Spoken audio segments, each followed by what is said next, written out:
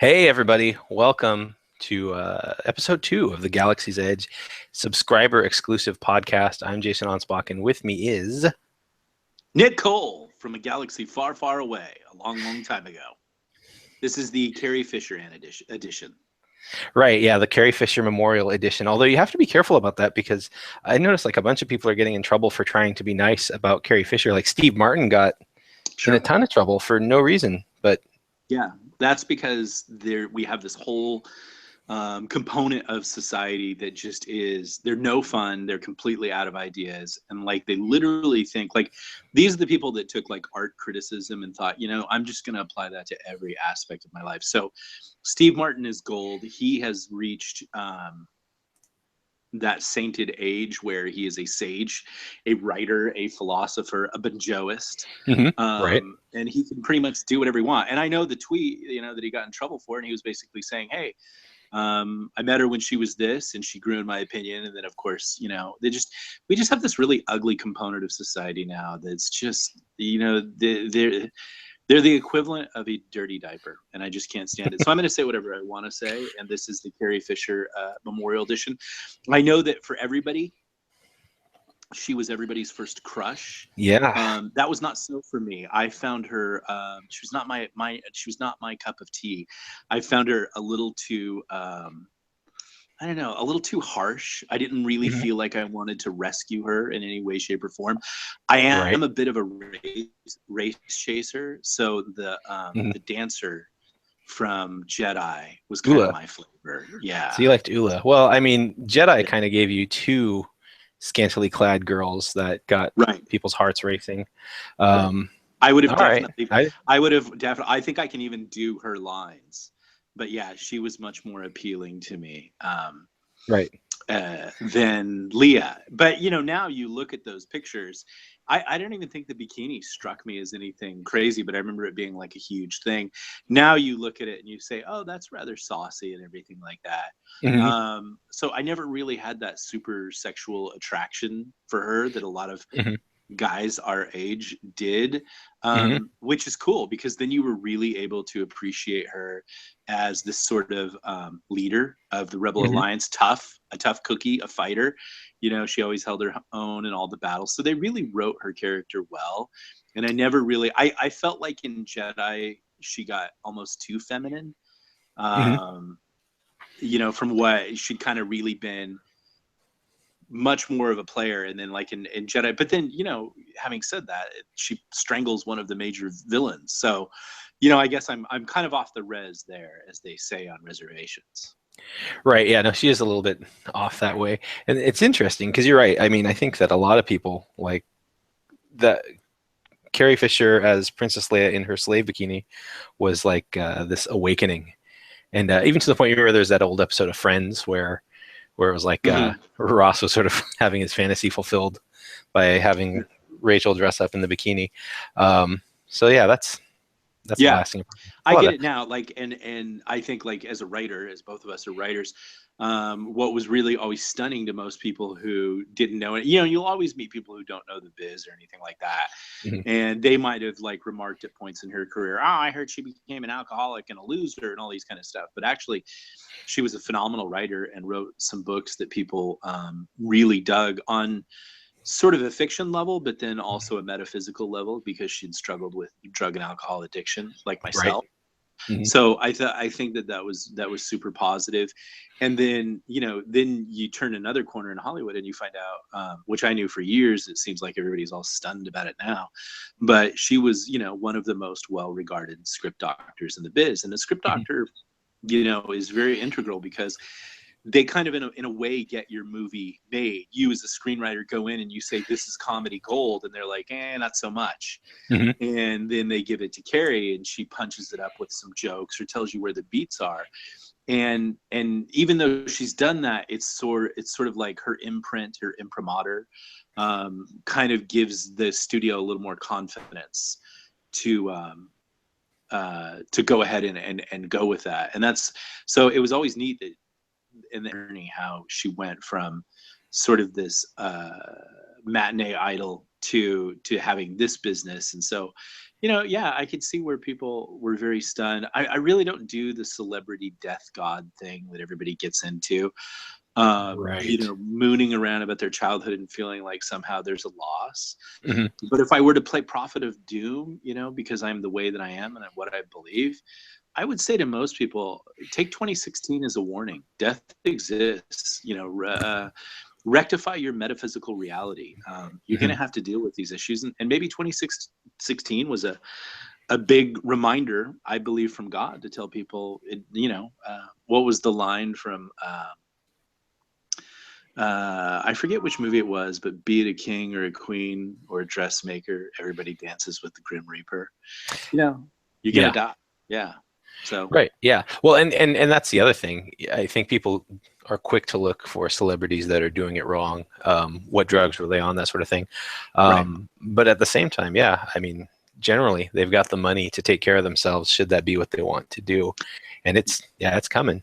Well, I mean, yeah, and see the thing of it is like, and this is a podcast that's especially relevant because some of the people that listen to it are writers. Hmm. And I, you know, I'm just as guilty as everybody else. We all want success. We all want runaway, you know, absolutely great success. And if you look at like the life of George Michael, who preceded Carrie Fisher, there was a guy who had absolute success in every Yeah. area and nailed it. And his life was, you know, literally a train wreck. And that was, you could really say that about a lot of the people that died this year. Early in certain ways, Prince was another one. Hmm. Their lives were, you know, had the total amount of success that we would want as writers. They reached the pinnacle. And there was a writer named Frederick Forsyth who wrote Where the Eagle Has Landed, or quoted one of his famous quotes, and I could have the wrong guy, wrong book, but he was quoted when someone said, you know, like, you know, what would you tell someone now? And he wrote one of the biggest books of all time. And he would say, I would tell them there's nothing at the top. And I think a lot of people, a lot of us writers, we see this, the successes of people like Hugh Howey or Andy Weir, and we think, you know, if I could just get, you know, 20,000 sales a month, I would be happy. And the truth of it is even if you got it all, even if you became the George Michael, I want your sex, monkey Hmm. and that's probably John Monk, but yeah, if you became that, it doesn't mean that you're not going to die, you know, from partying your butt off in gay nightclubs. So, you know, not that John Monk would party in gay nightclubs, but you know, maybe. Right. But I don't know him that well. he's married. I think his Oh, wife okay. would be really disappointed in him. Okay. But he would look great in that leather jean jacket with the aviator shades and the one earring. So that very see, I still think of George Michael as like Wham George Michael. No, I will have to admit that I the George Michael faith look when I Hmm. was a kid in 89, 90, I thought Hmm. that was a pretty, I may have tried to imitate that look. That was a I pretty, think a lot of yeah, guys did, right? yeah, And, that was a and he good, was even I would rock that look now if I was not so disgusting and old and 48 as of midnight. like it starts looking creepy at that point. Yeah. Um, yeah, it's just like the Don But if I Johnson was look, really, right? you know, There's if I was that rich writer, I wouldn't care. I'd just do it anyways. That would be my George R. R. Martin has the suspenders. I would George Michael. right. No, he Martin looks like the old New England sailor, but he just never goes out to sea. Yeah, exactly. It's like the Gordon. Or a train hobbyist. Oh, he does look like a train hobbyist. Like you would see him riding a miniature locomotive, like waving at people. But then knowing him, the wave would turn to a middle finger. Yeah. That's good. Right, right when he sucks you in. So you want to talk a little bit about uh, the project itself. So I do. we launched on October 31st and kind of gave freebies to everybody. Said, hey, try us out, and I think we're coming along pretty well. But so we're just finishing up the second month of this particular project. It feels longer to me, but it's only been 2 months. Right. So we've got 4 chapters in, and I was just curious to see, I get feedback directly. I was curious to see if you're getting feedback from readers as well. I think the one, I mean, yeah, everybody always says like, it's great, it's good, and all those kinds of things. And Right. that's what you want as a service provider, which is what writers are. It is fun when people go in and touch up and say like, I really liked this part, and I think one of our supporters, Bill Kravitz, he wrote me or he had posted, and he said, "I really love this because you immediately introduced a Han Solo-esque character in chapter 1 and then shot him in the chest." Right. And he said, I like the fact that you guys are playing with the conventions instead of, I mean, we easily could have, like, I saw Rogue One this week, and I saw parallels between the Prisma character and her droid Mhm. in Rogue One. But then I was reminded, like, oh no, no, no, my character is much more motivated by revenge, and my bot is not Right. funny. Right. Yeah. No, that's one thing I like about your bot, and I know a little bit more about what's going on with that robot than the readers do at this point. But it would be really easy to go and make it like the KRS Yeah, K2SO. KSF. Yeah, and Yeah.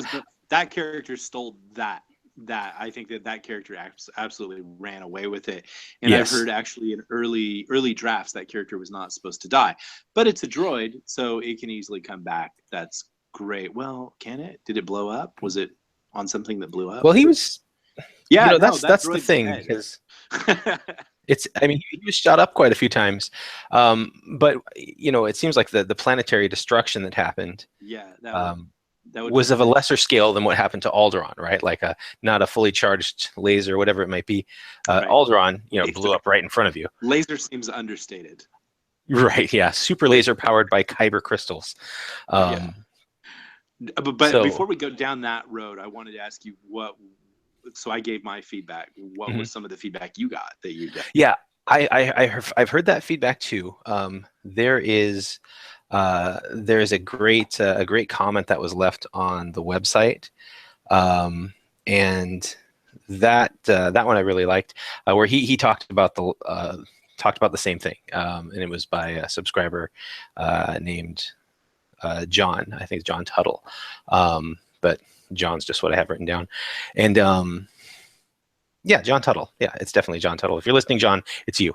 And so he mentioned that too about taking that and then not running away with it. He also liked how we were making it a science fiction world. And we've talked about this in the first show, how we were making it a science fiction world, but we don't feel the need to compulsively explain what's happening behind the curtain, right? Right. Yeah, we're not bogged down by the physics of it, which I think so much science fiction gets into. Like, okay, I've introduced why these people aren't plastered. I've done a hard G maneuver in a space freighter, and now I have to give you 2 pages of technical data on why everybody isn't pulp on the side of the wall, instead of just, hey, just have fun. Stop, explaining everything. Right. Yeah. No. And that's just it. Like, see now, like in the blasters that we use, at least with Captain Keel's blaster, and who knows, um, what kind of blaster technology is. Really, that stuff gets fleshed out as source material for role playing games after your science fiction property gets blown up just gigantically. Yeah. I don't think it's something you need to put up front, but I like the idea of them having charges that kind of need to be refilled or swapped out, similar Right. to changing a magazine or changing a clip in a pistol. I just think that's cool. The idea that whatever this laser blaster does, it's got charges. You can reload. Yeah, I'm not I suddenly going into a technical explanation of why heavy blasters are so much superior, and that they mhm, were made by Viridian Corp. And like, I think sometimes right. writers get into that Mhm, because they're afraid to go forward, because they're not sure of what they're going forward. And so, like in the movie Wonder Boys, which is mhm, based on the Michael Chabon novel, the agent is talking to the Michael Douglas character, and he says, it's a wonderful book, but I think that you're afraid to finish it. And he's all, well, what would make you think that? And he's like, well, you have 400 pages of the genetic history of this horse. And he's, like, right. and that's to say, Mhm, and even great novels have done that. You read Moby Dick, and the first 200 pages are, the anatomy of whales. right. So, like, but we don't have time for that anymore, because the digital world is better, cooler, and more awesome than anything that's ever been in writing. And if we don't entertain these people, there are 9,000 other Michael Bunkers and John Monks and, Mhm, awesome writers out there that will just immediately, and if they're on KU, That's the thing you have to remember is KU is the ultimate service matrix, customer provider, whatever it is. But Right. if they don't like you, they just dump the book and go to the next one, and you only get 5-page reads because you wasted your time talking about the different types of blasters. Yep, exactly. Which, again, we'll deal with that when we get to the Galaxy's Edge role playing game, which would be kind of sweet. Right. Oh yeah, I'd be down with that. Yeah, I'd be all over that. And play it on the Sci-Fi, playing old school D&D and Galaxy's Edge podcast. Maybe even an actual video game. Hint, hint. My other secret project I can't talk about.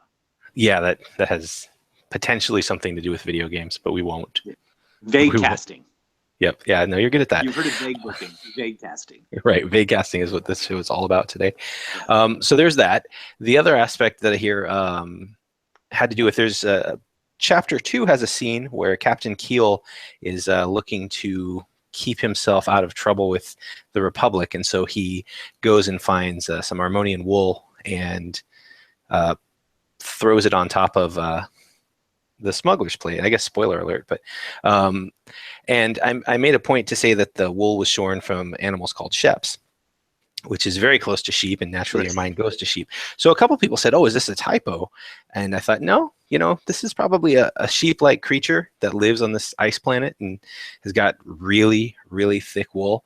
And I thought we were talking about this before we went on the air, but doing little things like that and allowing language to evolve is really, I think, a hallmark of what can make a world that you're building become more unique and interesting to readers. Yeah, I think that's a big mistake that not that what we're doing is a big mistake. I think it's a mistake zone area, whatever you want to call it, a decision tree, where a lot of writers will try to just go ahead and spend all this time, effort, and energy inventing new things from whole cloth. And like a lot of the times they're made up words, just sound like so much gibberish. And there's no I mean, and I was a linguist in the Army. Most words, whether be it the Romance languages, French, Italian, and Spanish, or the Germanic language, German and English, generally a lot of words sound alike. And you can even see, like, in certain words or like in other languages. So because all languages ultimately probably come from one language, there's reasons why certain words sound like certain words. But you'll see some science fiction writer out there inventing a new race called the Dictari. And they're adding all these the Suvalaki people, and you're like, you're ending up getting into these whole paragraph sentences full of nonsense words, right? And people are having trouble pronouncing them in their head while they're reading them, and it's slowing down the process. And they're like, okay, it's like the danger.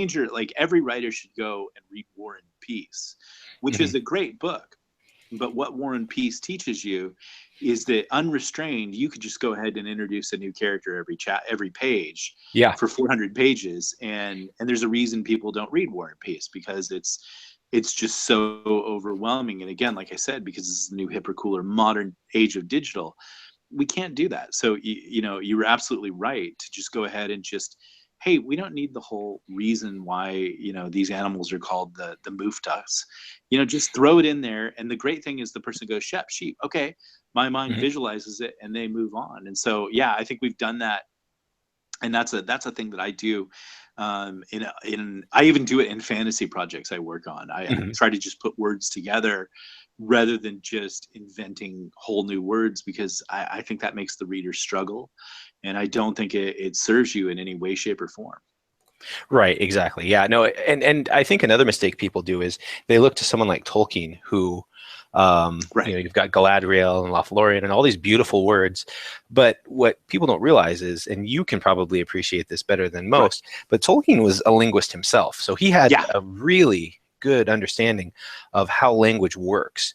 And so he's not, and what a lot of people do, especially with fantasy, but also with science fiction, is they just kind of like come up with these nonsense words where they're sort of like la la lo la, and it just, it always takes me out. Always takes me out of the story. Does. And that was one of the hallmarks we wanted to do with this, is we wanted to just stay close enough to Star Wars that it's really familiar for people, so that there's no struggling. When I say Gomari slavers, Hmm. you kind of know who that is. You kind of get an idea, you know, if you Hmm. know the Star Wars universe, who that is. Hmm. You know, there's I think I even named one of them Junga.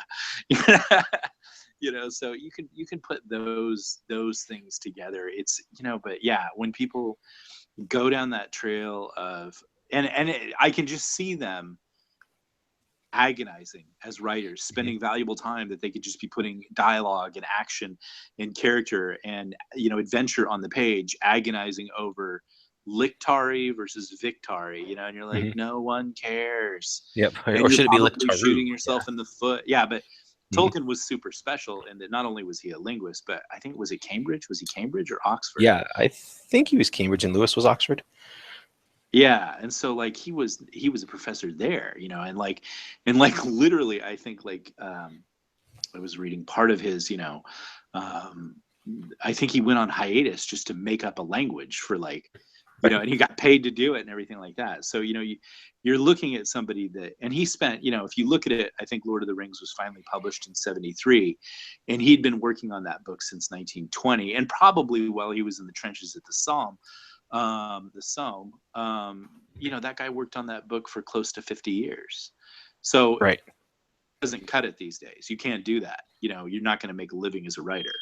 You're Right. not gonna put any numbers up. You know, if you start now and just go ahead and invent your whole your own mythology, your own words to explain it all, and your own languages, Hmm. and your own script and how you know, like if you want to do all that, great. You know, and so I hope the future in 70 years will dig all that, but that's just not the market today anymore. No, no, it's not. Now, focusing in on the story, we've got 4 chapters in, and we decided rather than you do one, I do one, you do one, I do one, we would kind of let the story go for a few scenes, and try to make it flow a little bit better, so that there wasn't quite so much back and forth. So I had the benefit of being the middle 2 chapters after you led off with your chapter. And now we're Right. working together on this, but I'd say there's one driving force as far as how we work on each chapter, and then the other one kind of comes in, and we talk shop and sort of say, yeah, this works, let's keep going, or this might be a problem in the future. But so I've had a little bit more time for character development than you have, because you know we introduced a lot of characters. Half of them died at the start of the book, Yeah. and then we go and we jump to Captain Keel. But it seems like people are enjoying the Robbie character, which can you guess who I named him after? I do. I think that's awesome. But yeah, I mean that's been the it, and it's surprising when you do things like that, and you know, you don't think that, but people like what people like, and so maybe sometimes when you just kind of let things go and you're just willing to have fun with them, and you don't try to do all these super epic things, which is something I Mhm. do. And then people, you know, focus in and like these. I think when I wrote Control Alt Revolt, Captain Mara was like that for me, and she ended Mhm. up turning out to be the center of the book. But she Mhm. was actually started out as a side character, as a throwaway Right. character, and Mhm. so it's interesting. So yeah, you named him after my favorite philosopher, which is Right. Ravi Zacharias. So that's cool. I dig that. Yeah, no, I thought that was fun. But yeah, that's what he's named after. And you're totally right. He was just a character. I kind of thought, you know, Captain Keel is going to be much more the focus, and his perspective ends up being the dominant one. But it just goes to show you, like you said, you can't force it, and you can't force what people are going to like or who people are going to relate to. Right. Yeah, exactly. And then in chapter 4, we were talking, and I had thought about this earlier when we were talking, but about revelations and things like that, and Hmm. not going extensively in any, but kind of paying homage to how things came to be. Like we were talking about language sheps, you know, how Hmm. it could have been sheeps. I dropped a couple of clues in chapter 4. Did you catch them Clues about about the language, way or the universe is? oh yeah, yeah, yeah. No, I think I did, and I really liked when I was reading that. I really dug it because, um, particularly when you're talking about the hulking frames of some of the first, Right. uh, yeah, Yeah. like so I'm picturing space pilgrims, which has always been something that I've enjoyed the Yeah. prospect of it, um, and then And I everything think that's changes. I think that's like what we've done, which was what Star Wars was always afraid to do, Hmm. because it really wasn't part of the story.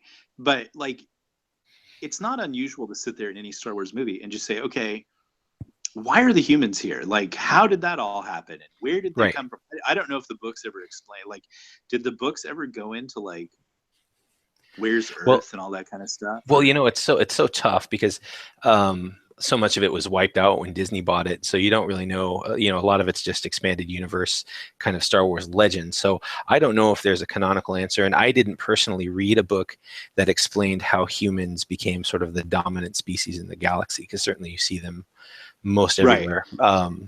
And So so I don't in know. this, when we initially talked about it, we wanted to connect it. We wanted to connect the Star Wars universe to why humanity's out in the stars, why they're the dominant race form. And so I did that in chapter 4, in that we Mhm. find this salvage yard. And not only are there like modern freighters that have, gone there like 20 years ago, but they're actually the frames of giant old colony ships that were the first people to sort of go out to the edge of the galaxy and populate. And so that gives us an immensity of the time scale, because I called some of them light huggers, which means that they would just do just under light speed. Mhm. And doing just under light speed would take you forever to get to the edge of the galaxy. So, you know, we don't necessarily have a hard timeline, but Right. we do, this has been going on for a while. And then there was one other clue in the story, about the past. Did you get that one, Oh boy. in chapter 4? I bet you if you say it, I'll go aha. With a weapon. Oh yes, yes, yes, yeah. Right. About Tyrus Yeah. Rex using Yeah. old tech. He uses a And pistol. he used a He slug uses thrower, a right? slug thrower. Hmm. Yeah, which was very Traveler, if you ever played the game Traveler. Hmm. Right. Yeah. So he uses, like he's like a gunslinger. He uses a big old pistol, Hmm. which is really interesting in a lot of ways, because pistols would be far more violent than blasters would be. And Yeah. and so and then we had to say, well, like, and you and I had talked about, like, Star Wars had the Clone Wars, that they Hmm. reference early on, and you're like, as a little kid, you're like, what's that all about? And then sadly you find out in episode Yeah. 2 Exactly. what it's all about, and it's completely Right. underwhelming. Hmm. But before that, like, like, that's another interesting thing. Remember when Luke Skywalker is playing with the model in A New Hope, Hmm. and Obi-Wan is telling him your dad was a great pilot? Yep. Does that Right. is that model ever in any movie?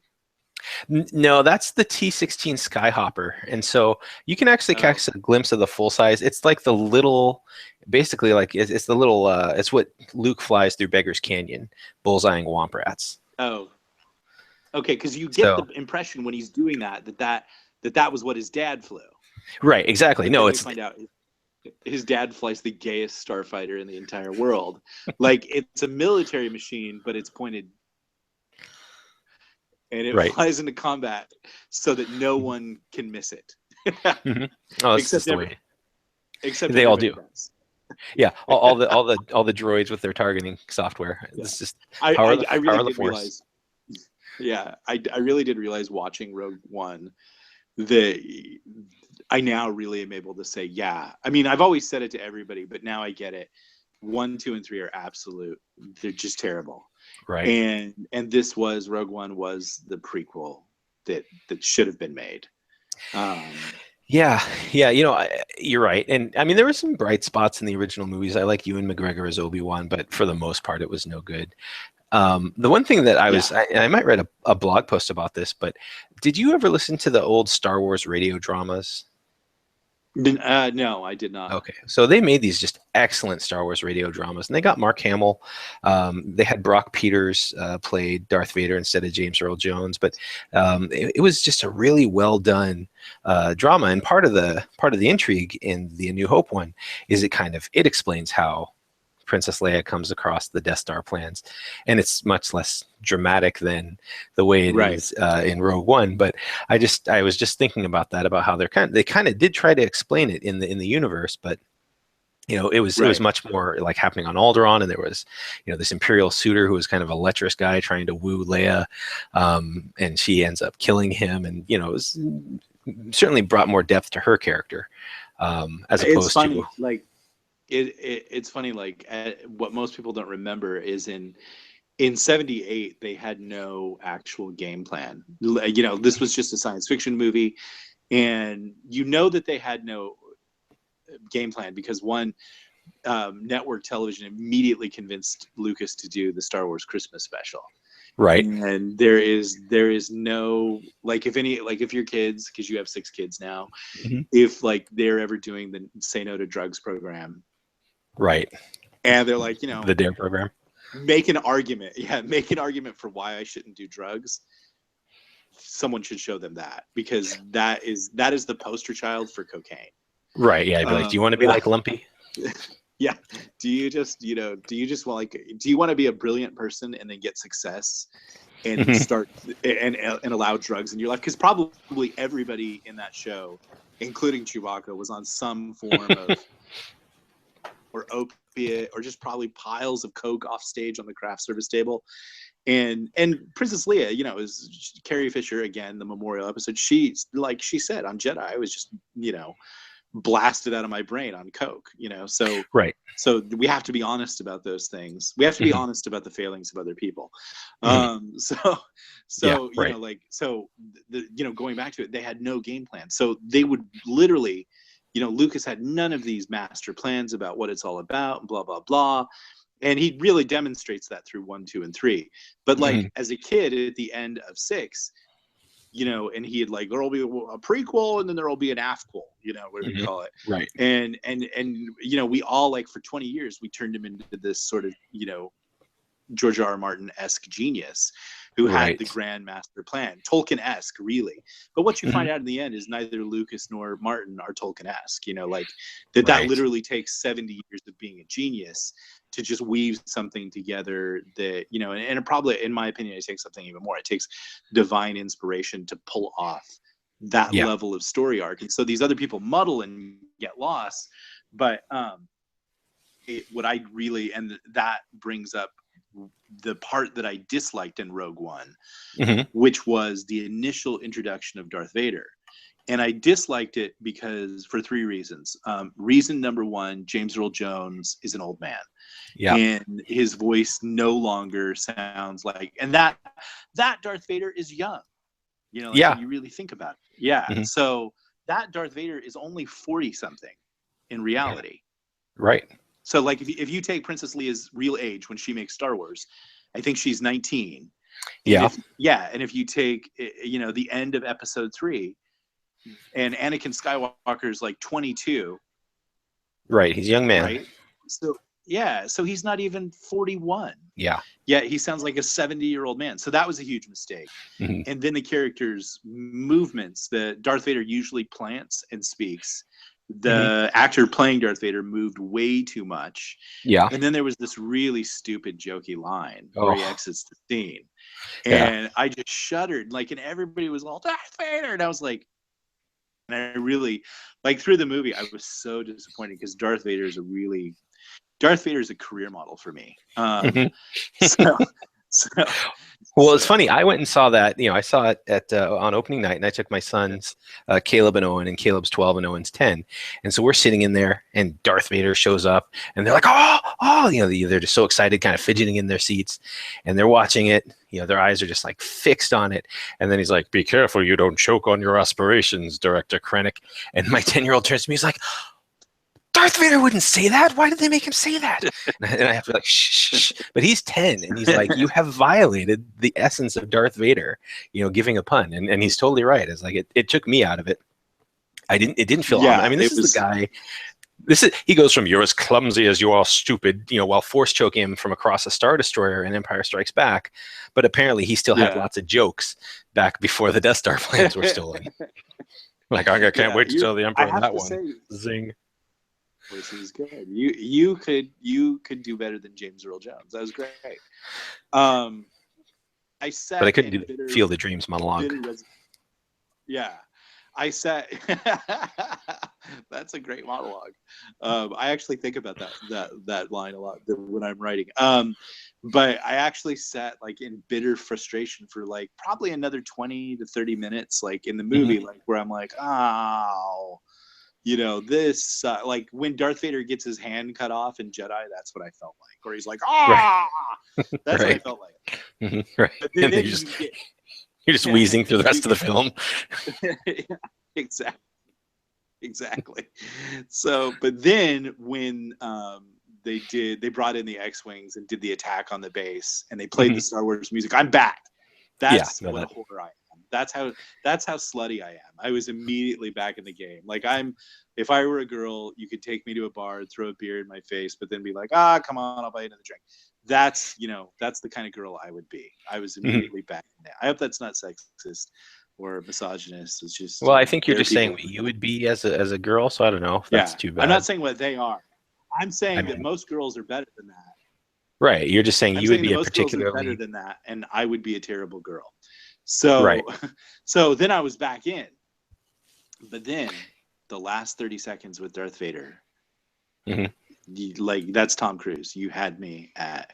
Hmm. That's Jerry Maguire. That was my. I would have followed Darth Vader out the door at that moment. That's how great that was. Right. No, and that Like, was great. yeah. Um, which is just kind of funny because can you imagine if you're imagine now if you're a kid and your dad introduces you to Star Wars and he says, we're going to forget about the prequels. We're going to start with Rogue One, and you watch Rogue One and it ends and you're just like, oh, that's so good. And then they start episode 4 and there's the Tantive 4 and the Star Destroyer and everything like that. And so Yeah. and he's like, okay, yeah, he let the stormtroopers handle it this time. And then it gets down to that showdown between Obi-Wan and Darth Vader after you just saw that and you're like, oh, Yeah. oh, okay. Yeah, he was out of force points for that week. Yeah, exactly. Yeah, it is. There does need. I mean, well, I mean, like, yeah, I'm surprised. That at some point around Disney, they've said like, why don't we just do a Star Wars reboot, and explain all this. So, and then that guy got slapped and fired and shown to the parking lot. But that they've talked about that, and Yeah. you could make the case that like, yeah, you're right. Like, it is kind of sucky and weak that that Mhm. would happen. But I mean, I do have to say to all of us nerds sometimes, like, let it go, lighten up. This is not, Right. it's, but you meet these people and you see them sometimes driving down the freeway and they're 84 Tercel with the rear tail light out, and they literally look like the comic book guy from Simpsons. Hmm. And that in their mind they're running over those points and Hmm. internally arguing, and you're like, I don't want to be that guy. You're like, what? Uh-oh. Oh, I said I don't want to be that guy. I must have cut out. Yeah. Okay, yeah, you did cut out. Yeah. Okay. Oh, wow. For a second I thought it was just me. Yeah. How underwhelming. Right. That whole monologue leads up to literally my last line getting cut out. Okay. So what I'm saying is, occasionally, it's fun to, I think that's one of the things that I hate about culture now Mhm. is this sort of like this whole group of people, and the internet really breeds it, who feel like, and it starts with the Titanic. And I remember listening to Dennis Miller kind of make fun of the guy in the Titanic who explains at the beginning of the movie how the Titanic, sinks. And Mhm. everybody's become like that about everything from Iron Man to Spider-Man and Mary Jane. And so like anytime anything happens in the nerdverse, suddenly you get the Titanic speech. And I'm really sick of listening to the Titanic speech. Right. Sure.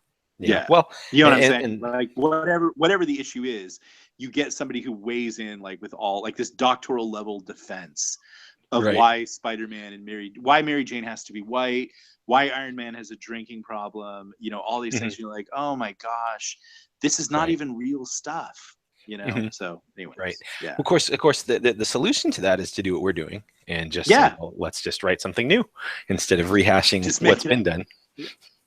And I hope that we're so successful that we blur the lines.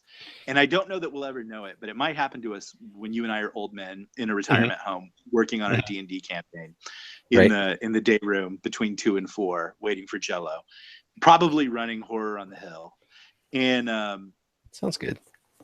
the force will come upon us, and we will sense that some nerd somewhere was like, giving a doctoral level defense of why Luke's 6 grandchildren blew up the 7th Death Star, and they'll blur the lines and talk about Robbie.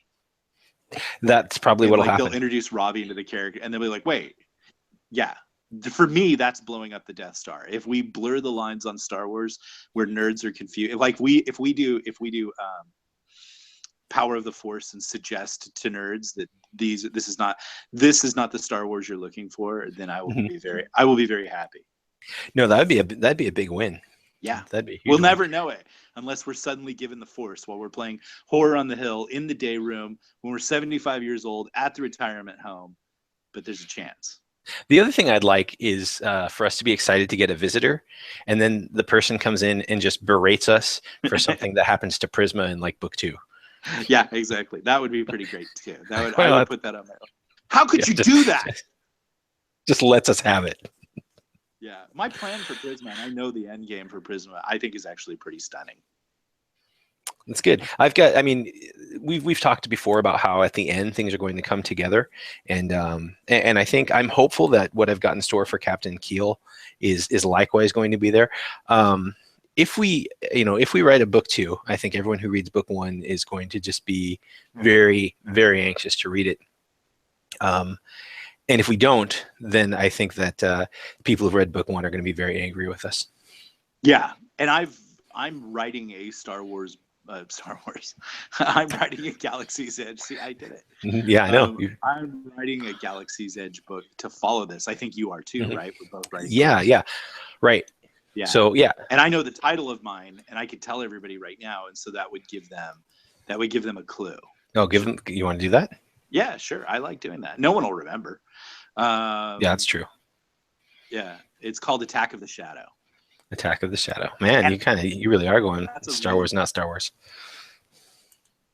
Doesn't that feel like really Star Warsy? But it's not actually. Right. Yeah, I mean, it's not actually Star Wars. Like, there's no Attack of the Shadow. No, there's Attack of the Clones, but not Shadows. Oh yeah, okay. Yeah, the Shadows would be better. Well, I think it has the potential to be cool. Mine right now, it's just a working title, and it's just called Legionnaire, and that one's a story that is written from a Republic Legionnaire's point of view, right? Out on the rim. And I have to say we've had other writers who dig this project, and some pretty big ones actually, who really like they're literally like, it's kind of like one of those hold my beer videos, you know? Right. And they're like, "Are you really going to do this?" And I'm like, "Yeah." And they're like, "I might want to do it with you." So it's like, it's kind of like Fight Club for writers in a way. Yeah. So no. they're and we'll be like, okay, and they kind of like, I want to write it, and so we're like, okay, and like almost 90% of the time they want to write a Stormtrooper story. Right, exactly. Yeah, which is why I think I'm kind of rushing that one to production, and it works. I think it works at the same time as book 1, maybe a little bit before. Right. But just because I don't know how you feel about this, because I'm excited that other people want to write in this world, but it's still so new. I feel like I have a hard time saying, well, work it this way, because we're still discovering what's happening in this world together, the two of us. Yeah, because I'm an improv actor, and you're an actor too. I don't know. We've never really talked about what style you did, but I realized a long time ago I'm only an improv actor. Yeah, I tend to work that way too. And I'm perfectly willing, once I get the 2 things that I want to do here down, I'm willing to just bring in, other people and let them take over and have fun with it and create the universe. I don't think I'm George Lucas. It's not all in my head. Because I probably have a Jar Jar Binks in my head, just like George Lucas. And it's true. There's a video of him saying it's all about Jar Jar Binks, and he wasn't joking. No, he was serious. He was like, this is going to be great. Everyone's going to love him. Yeah, no, he is the worst character ever. He was and I say that being that him and my wife are from the same town. Modesto? Yeah, he's Portuguese. My wife is Portuguese, and the whole Portuguese movement is about finding out who is Portuguese, and then telling you that they're good people. And I can't bring my I love George Lucas, but the Jar Jar Binks thing is a black mark. Oh yeah, I know it is really tough, and what made it worse was that like Anakin was so poorly betrayed that you had like these they were trying to outdo each other. Sometimes in a really good movie, there's two actors that just go back Yeah. and forth, and you're just like, I don't know who's giving the better performance. And it was like, I don't know who sucks worse in this movie. Jar How Jar old were Binks. you? How old were you when one came out? Oh, that was what, 99? So I was 20. I was 20 or 21 at the time. Oh, okay. I figured you were probably around that age because, like, could you imagine, like, as a kid getting cast to be Anakin? Yeah, that'd be pressure. And Not then be pressure, given like those it would have been lines. like, ah, yeah. And Well, then I it think turned out to but be I think it so. ruined his life. Like Jake I Lloyd, do I think he's a well. total screw No, up now. no, that he ruined his life. Like Well, I'm not one yes, of those yes, you're people right. that, yeah, you know, you were given this, yeah, like I talked about earlier, success ruins everything in a lot of people. But no, you know, you go out there just like Macaulay Culkin and George Michael, and you make a series of bad choices all by yourself.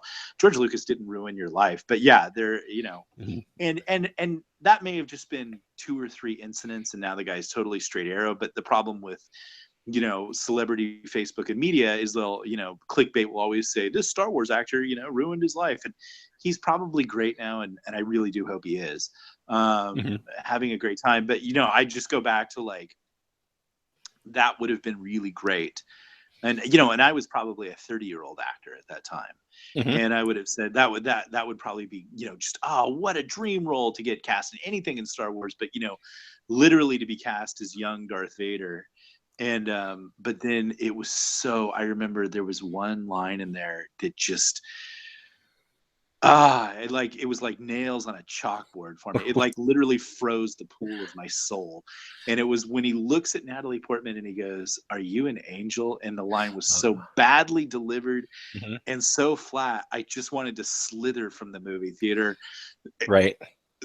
I wanted to slither through all the grease and used popcorn cups and, you know, half popped kernels and sticky soda to get clean of that line.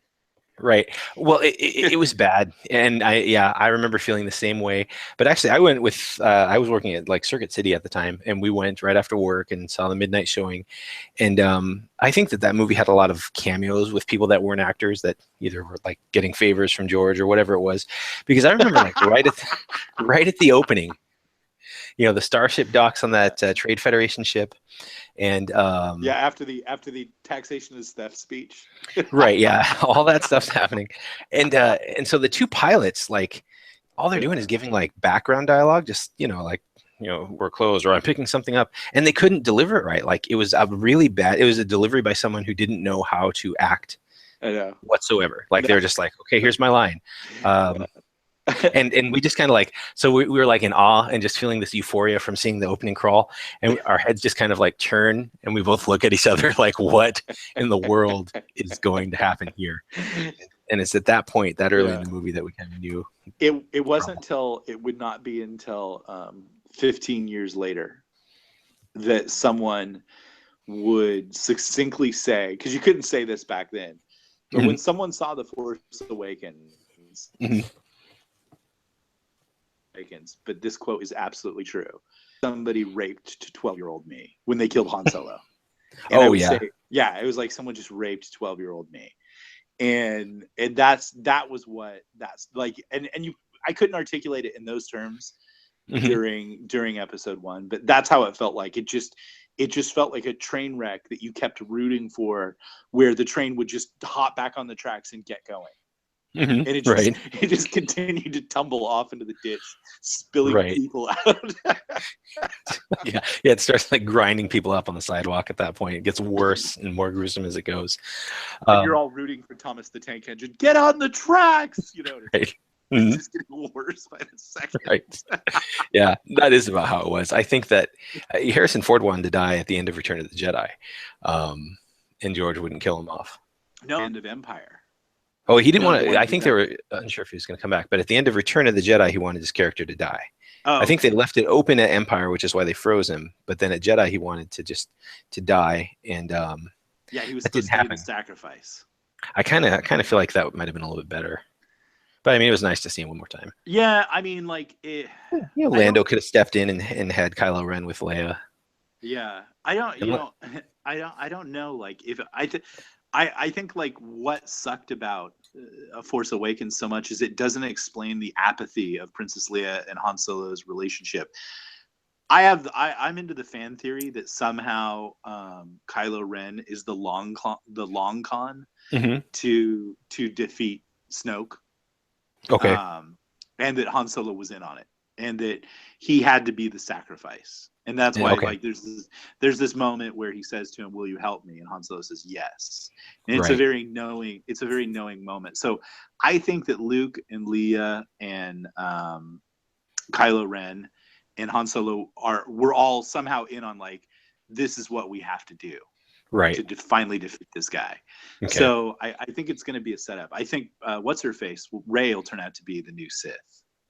That's Yeah, what and I think. that's been a popular theory, and at least it would have some character development in seeing her fall and things. We'll just have to wait and see. Yeah, I was thinking earlier today, and we're probably going long, but I was thinking it's interesting. In New Hope, Luke wears white. In Empire, Hmm. he wears gray, Hmm. and in Jedi, he wears full black. You're right. That's Johnny Cash of Jedi's. yeah. I never put all that together till now. Yeah, that's where like good costume designers, I guess, come into the picture, right? No, I think it was a I think it I had an argument at my new project that I'm working on with a Mhm. Star Wars nerd who was like Mhm. literally slavering, telling me that like, well, what you don't know between Jedi and Empire is that Luke completes his training. Mhm. And there's a line in there where he says, I've completed my training. And Right. part of that completing the training was he became a full-on Sith. That's why he's wearing black. Oh, really? Yeah, I don't know. I Yeah. mean, Yoda specifically says he talks about his training, and he says, Vader, you must confront Vader Right. before Yoda dies. So, I mean, maybe Yoda didn't know he became a full-on Sith, but Yeah. I don't I mean, know. But I know, again, and he this is force all chokes this the is Gamma and Ray guards and does yeah, kind the of thing things of it that seem a is little though, bit. yeah, but the thing of it is, and this is why Galaxy's Edge is great, is we're not playing around with the Force.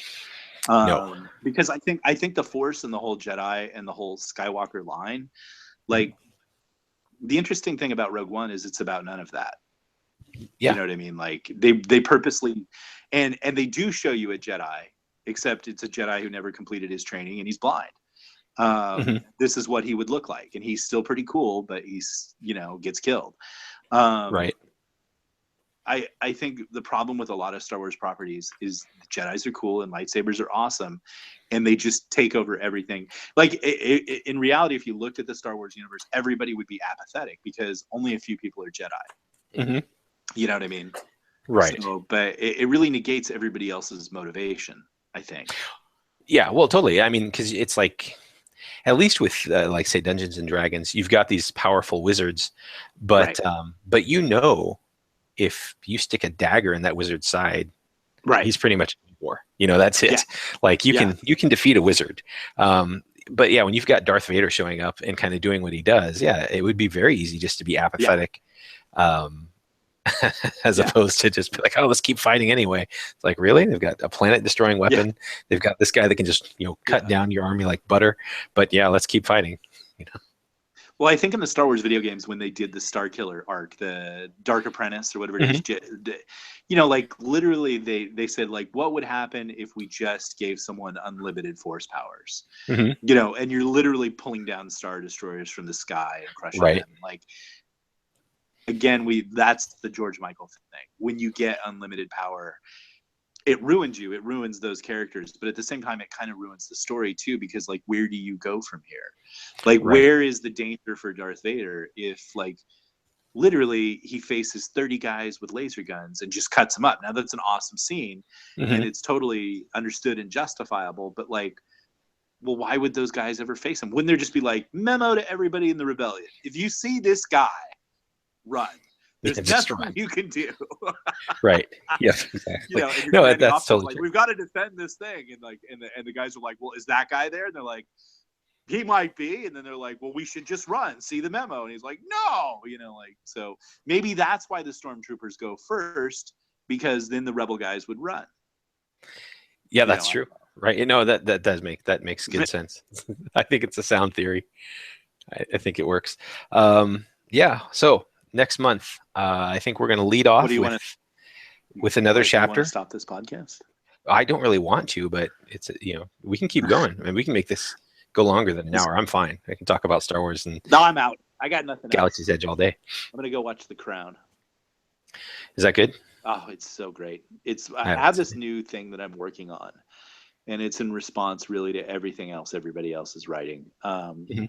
Which you're not like that. You're very much like me, and Michael Bunker is like me. But my main complaint with all of literature right now, and mainly everything being written by a person who would identify as an SJW, social justice warrior, is that everybody now, okay, the trend in literature always, in great literature, was always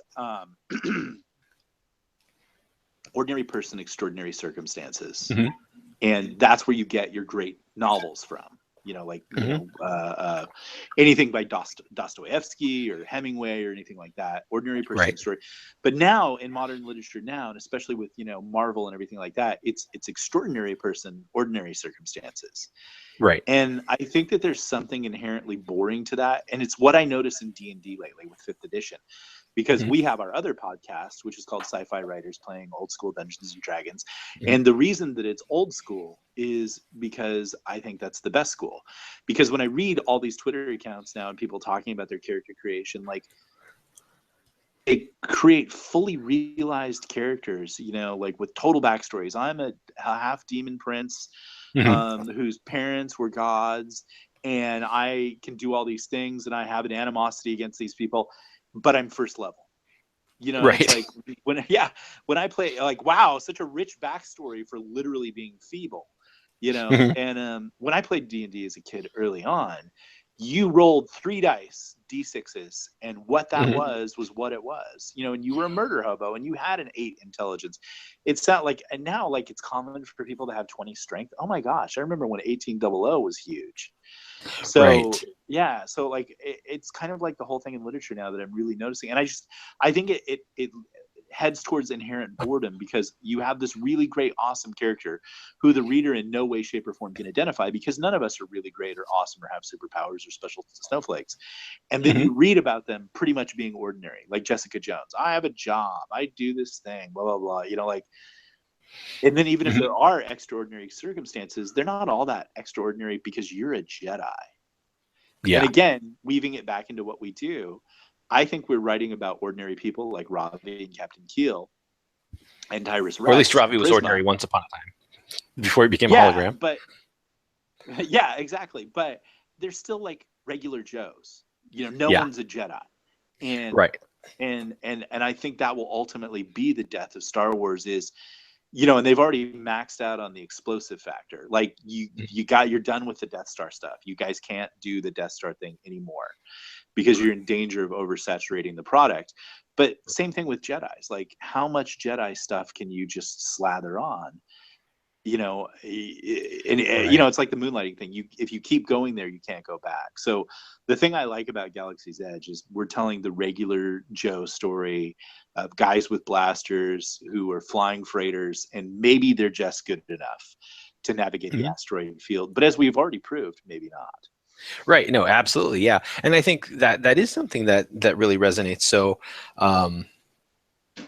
like you mentioned, The Force Awakens, you've got these 2 Jedis, and you've got, Han Solo, who can just luck his way out of anything. And I don't have a problem with any of that. But then you've got other characters like Poe Dameron, the X-Wing pilot. And it's just like, he's such an incredible pilot that the first thought you have is, oh, he's obviously Force sensitive. Here's a guy who's maybe his mom was a Jedi or something along those lines. And anytime anyone does anything exceptional, the first thought is, oh, they must be part Jedi, or there must be something in the background. Exactly. Which is too bad. I kind of like, I don't know, I like The Empire Strikes Back when the guys are just, piling on in the trenches, just hoping that they can last while the rest of their comrades escape. And then for some reason decide it would be a good idea to play World War I and leap over the trench line and charge the walkers because one gets tripped.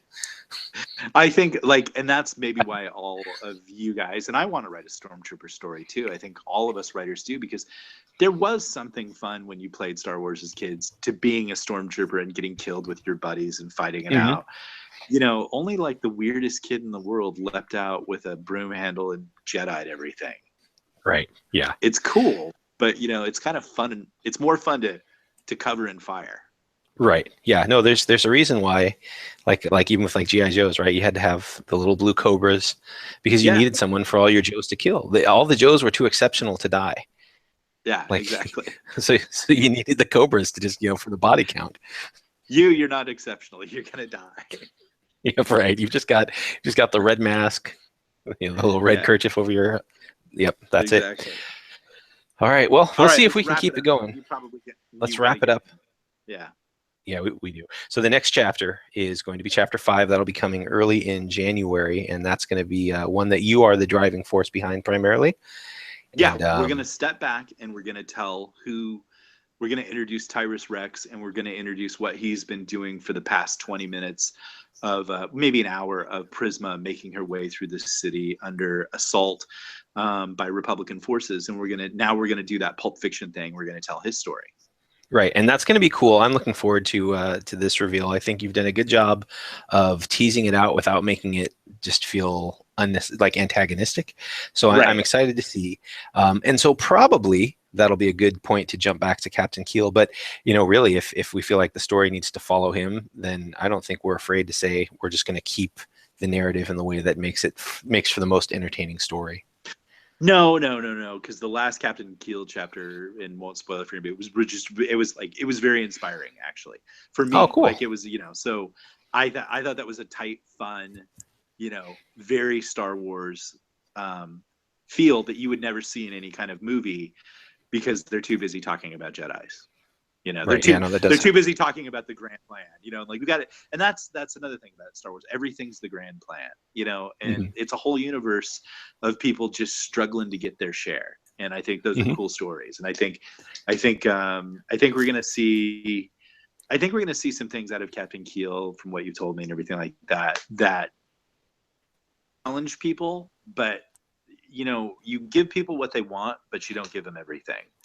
Yeah. That's because what they would want is for Captain Keel to settle down with the princess and be happy and fly his little space thing and blah blah blah. I think what we've proven is we don't do the easy answers.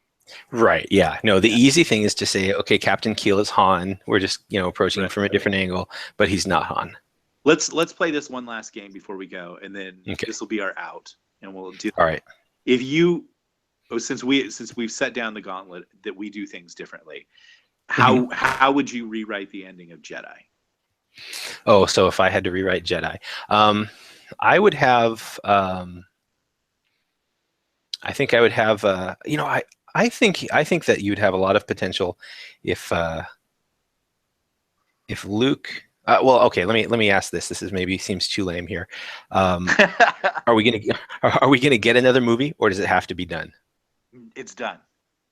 All right, then Luke dies, and everyone kind of realizes at the end that they've got like this great world before them, and they have no idea how to navigate it. There are no Jedi left. There's no Empire left, and everybody has to kind of forge their way.